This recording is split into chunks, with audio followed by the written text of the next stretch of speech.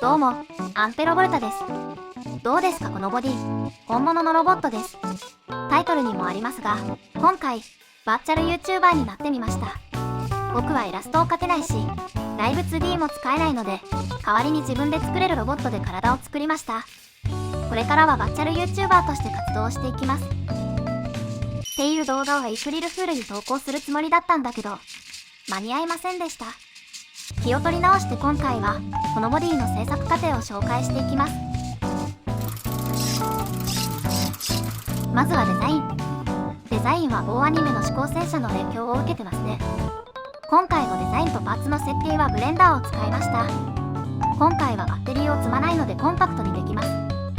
サーボモーターを取り付けられるようにして配線も通せるように穴を開けます。基本的な機構は最初に上げた動画のロボットと同じです。設計したパーツを印刷していきます。印刷中。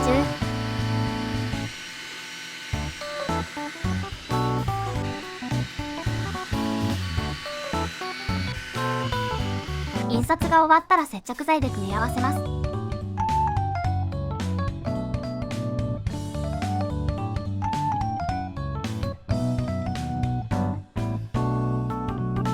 同じように別の足パッツも組み立てます。ゴム足をつけて軸を刺す部分を金具で補強。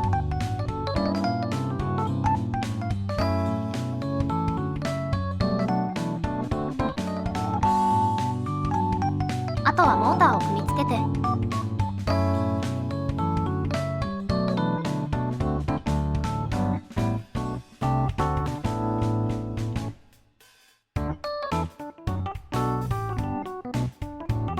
パーツを組み合わせて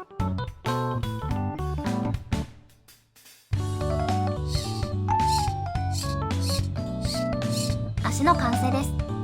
同じように体も作っていきます。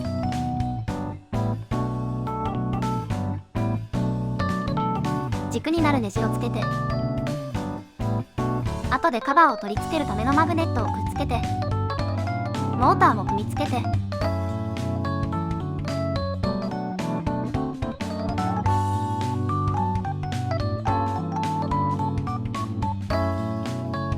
配線を通して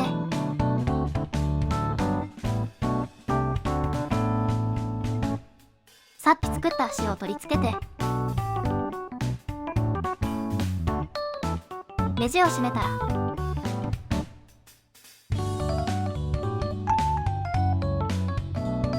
おおよそのボディの完成です。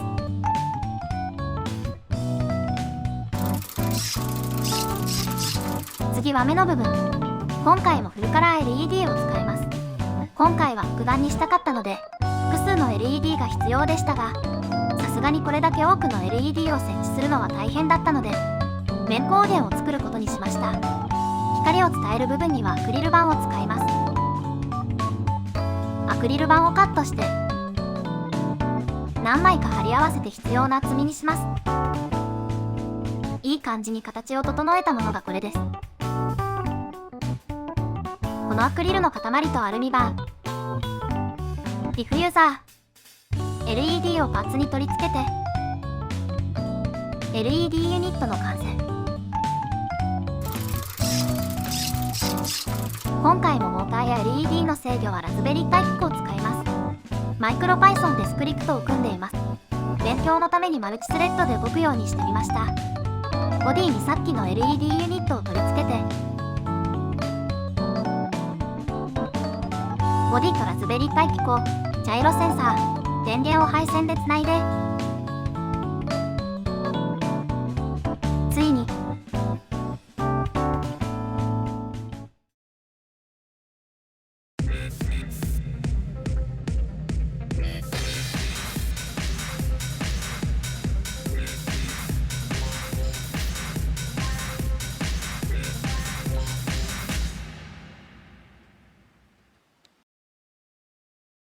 で僕が生まれたってわけ。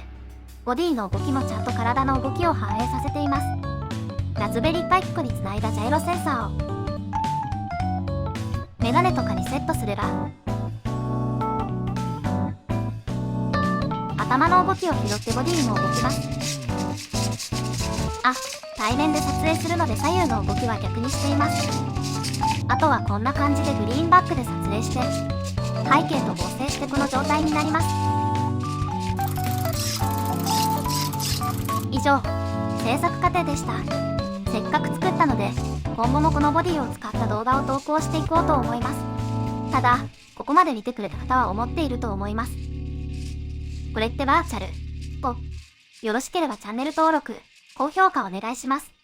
それでは。